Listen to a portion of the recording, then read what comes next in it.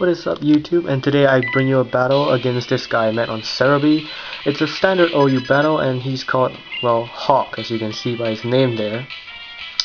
So he leads off with his scary mofo, which looks like a real mofo to me. So anyways, I lead off with my Scarf Flygon and I just go for the safe U-turn to break his sash, cause, well, freaking lead Gengars always take sash. I don't see a Gengar which doesn't have sash if he's leading. So anyway, yeah, I do break his sash. I think he has sash, and I switch to Porygon 2 to take anything like a Shadow Ball, and I trace his Levitate. Yeah, this is the Eviolite Porygon 2, and he goes for the Hypnosis, which I did not see coming, and he goes for it again because he missed the first time, and he puts me to sleep. I didn't want anything else on my team to go to sleep, so I just left Porygon 2 into, like, sleep fodder him. So right here he actually switched out. I think he wanted to switch out into his Reuniclus to, like, set up or something. But I get the first turn Wake, as you see.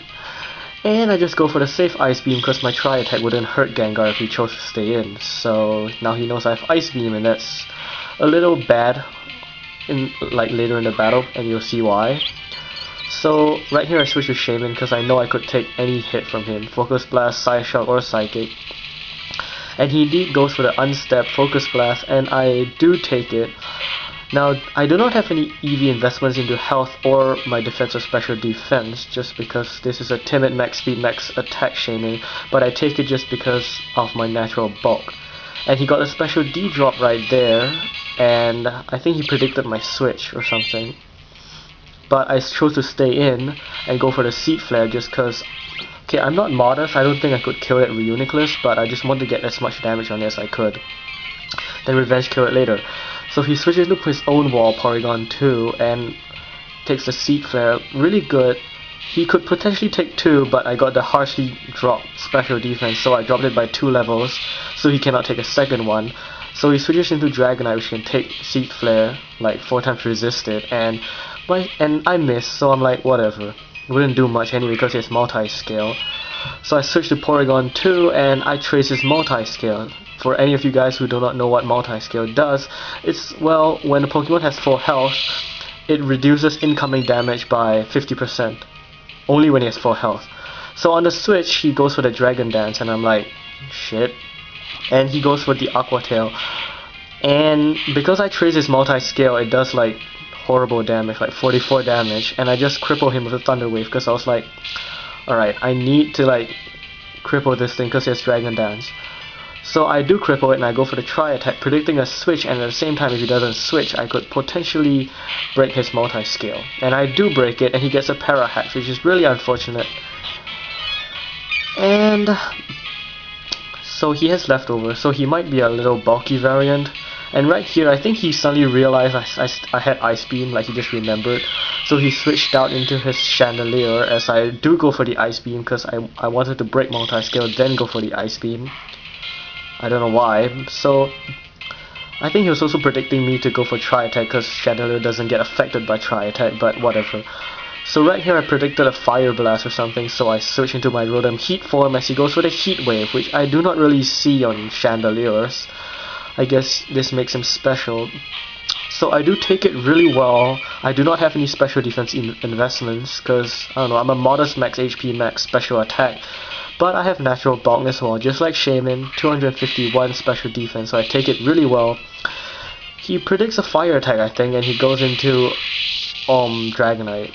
Well, I don't know, because his Chandel has Flash Fire, but his Dragonite resists both my stab moves, so I just go for the what do you call it? Thunderbolt. And it does a decent chunk.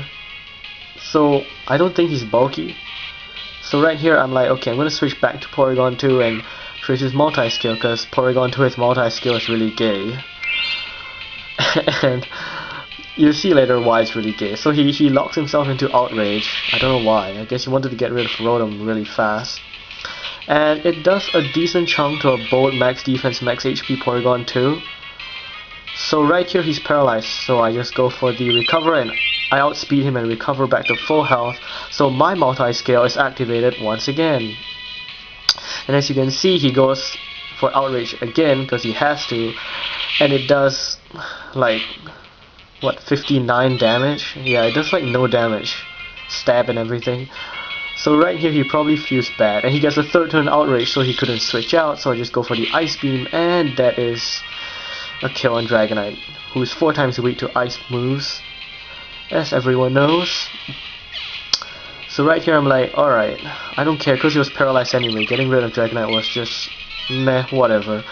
So he switched into his stupid Reuniclus again, and I'm like, oh god, he's gonna go for a freaking Focus Blast. So I switched to Rotom, because I know I could take one attack from him, as he goes for the Trick Room, and I'm like, oh crap, because I don't have any slow Pokemon on my team. I think my slowest is Porygon 2. Anyway, he goes for the Psychic, and I was praying I live it, because generally Reuniclus aren't special attack EV trained, and I do live it, and I go for the Pain Split, which totally screwed up his like Reuniclus right there, because I recover back to almost like 2/3 my health, and he's in the yellow range already. And so he goes for the Psychic, and judging from the damage from the last Psychic that hit my Rotom, I guess I could live one more, and I do, and I just go for straight for the Overheat, and I kill his Reuniclus, which makes me really happy just cause Reuniclus, you know, is a bitch. Everyone hates it. It's so annoying. It's freaking Magic Guard. You cannot stall it out. It has Recover and all those stuff, and its bulk. It's just so annoying. So I kill him, and now I'm at -2 special attack, and I know I couldn't kill anything else right now. He sends out Porygon 2, and he traces my Levitate, which doesn't really make a difference. So I think he predicted me to switch, so he goes for the Recover, but I predicted him not to attack me. So basically when he recovered back to full health, I just go for this Pain Split again, which really screwed him up again. So I guess it really pissed him off, because I recovered back to 2/3 my health again, and he's almost at the yellow, almost half his health is gone. And I'm like, oh yeah, Eviolite Porygon 2s, Rotom Heat Form can kill him. So he goes with the Toxic right here, which makes me thinking, okay, if he has Toxic, he does not have Thunder Wave, because mine has Thunder Wave without Toxic. So I go for the Will-O-Wisp, and I miss. I wanted to get residual damage on him, but as you can see, it totally failed. So anyways, Trick Room ends on this turn, and apparently he decides to switch out and go into his Chandelier, predicting another Will-O-Wisp, and he predicts it right. As you can see, I go for the Will-O-Wisp, and he has the Flash Fire, which increases his fire type moves. So basically his Heat Wave will be doing a lot more damage right now, even though I resist it. So right here I was thinking, okay, I'm just going to Death Fodder out Rotom, because he's completely useless right now, and he went for the Heat Wave. I judge I could still live it, because I still resist it. And I go for the Thunderbolt, and as you can see, -2 Thunderbolt stab just does nothing, despite Chandelier's horrible defenses. So right here I actually live with like friggin', what do you call this, 10 HP, which is really awesome. And he goes for the Heat Wave again, so that makes me think, alright, he's Scarfed, because no one will want to risk using Heat Wave again when I have 10 HP. So I know that his Scarf, as most Chandeliers are, so I just go for my Flygon, which is also Scarf. And I actually do not predict the switch just because I want to get rid of him straight away, and he predicts me to go for the Earthquake, which is why he switches into his Porygon 2 to trace my Levitate, and then my Earthquake just does nothing. So I'm like, okay, crap, what's he gonna do? I'm just gonna switch out right here because I'm locked into Earthquake, and I go into a Lucario. I predicted him to go for the Recover, because I know he couldn't Toxic me and he doesn't have Thunder Wave, but he goes for the Ice Beam just because he doesn't want to like take chances with my Flygon, which my Lucario really resisted and takes it fairly nicely for like 100+ special defense. Now he switches to Scary Mofo, predicting a close combat, but I predicted the switch and go straight for the Sword Stance. So my attack's at +2, I have 700 attack, I'm at max attack Adamant, yeah. I know I should have went Jolly, but whatever. So now he's really scared, so he just went for the Destiny Bond, as I go straight for the Ice Punch, which does a ton of damage. Well, not really, judging from the fact that Gengar has no defense whatsoever. And Destiny Bond kills me off just because he's really afraid of a Lucario at +2, just because, you know, Lucario always carries extreme speed for, yeah. Anyways, right here it's a double down and a blind switch. He switches in his Latios, and I switch in my Flygon. And if he outspeeds me, he's Scarfed. But he switches out, which keeps me thinking, okay, he's not Scarfed. So basically, regardless, I just went straight for the U-turn as he switches into Porygon 2. And he takes my U-turn, well, I guess it's okay. So anyways, right here, I bring in my Haxorus, and this Haxorus is actually Adamant Choice Bandit. So basically his attack reaches until like 600 and what, 30 something? I can't remember. So I go straight for the Choice Bandit Outrage, and judging from the damage from U-turn onto Porygon 2, I know he cannot take that. And switching out is really bad.